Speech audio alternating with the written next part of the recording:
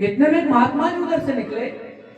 तो महात्मा जी ने जब उस धोबी को देखा, कहा कि बेटा तू उस गधे को पकड़ करके क्यों बैठा है? तो उस धोबी ने कहा कि क्या करूं गुरुदेव, कि मेरे पास 8-10 गधे हैं, मैं सबको बांधने के लिए डोरी लेकर के आया, लेकिन इस गधे को बांधने के लिए डोरी लाना भूल गया। तो महात्मा जी ने कहा धोबी से कि ये तुझे पता है कि तू डोरी लाना भूल गया, रस्सी लाना भूल गया, लेकिन गधे को तो नहीं पता है। ये तो तुझे पता है, इस गधे को तो नहीं पता। तो क्या करूं? ऐसा कर कि तू इसे झूठ मूठ का बांध दे। अच्छा, झूठ मूठ का बांधूंगा तो ये कहीं नहीं जाएगा। अरे तू बांध तो सही।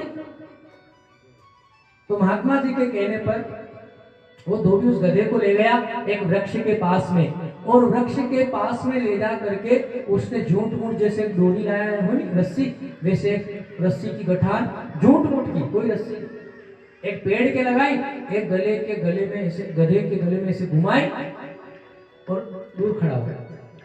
तो गधा समझ रहा है कि मुझे बांध दिया, अब वो हिलता तक नहीं। अब गधा हिल नहीं रहा है। अब तो धोबी प्रसन्न हो गया, महात्मा जी को प्रणाम किया, महात्मा जी बड़ी कृपा हुई, नहीं तो मैं दिन भर क्या इसको ऐसे ही पकड़ करके बैठा है। अब गधा दिन भर भी नहीं हिले वहां से। बंदो शाम का समय हुआ, और शाम का समय हुआ तो धोबी ने सभी गधों को खोला, सभी चलने लगे, लेकिन वो गधा बंधा है नहीं, वो नहीं चल रहा है। उसको खूब लकड़ी की मार मारे, लेकिन वो आगे नहीं चल। अब वो धोबी सोच रहा है कि मेरे इस गधे को क्या हो गया। दौड़ता दौड़ता महात्मा जी के पास गया। अरे महात्मा जी, आपका उपाय तो अच्छा था, लेकिन अब वो गधा आगे ही नहीं चल रहा है, क्या करें? तो क्या हुआ कि मैंने सभी गधों को खोल दिया, चल रहे, लेकिन वो गधा है नहीं, वो आगे नहीं चल रहा। तो महात्मा जी ने कहा तुमने उस गधे को खोला कि नहीं खोला?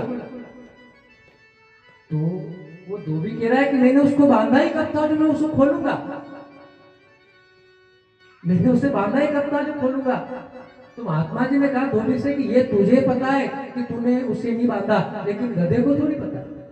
जैसे झूठ मूठ का बांधा था नहीं, वैसे झूठ मूठ का खोल उसको। उसी समय वो धोबी गया, और जैसे उसने झूठ मूठ का बांधा था नहीं, ऐसे ऐसे हाथ घुमाया, एक ऊपर से हाथ घुमाया, नीचे करके उस गधे को निकाला। तो उस गधे ने सोचा कि मुझे खोल दिया, तो झट वो गधा आगे आगे चल गया। तो बंधुओं, वो गधा और कोई नहीं, वो गधे सब हम ही। उस गधे के समान हमें, जो अपने आप को जबरदस्ती बंधा हुआ समझ रहे, वास्तविकता में माया से बंधे हुए नहीं है। हम बंधे हुए नहीं है, लेकिन अपने आप को बंधा हुआ समझ रहे।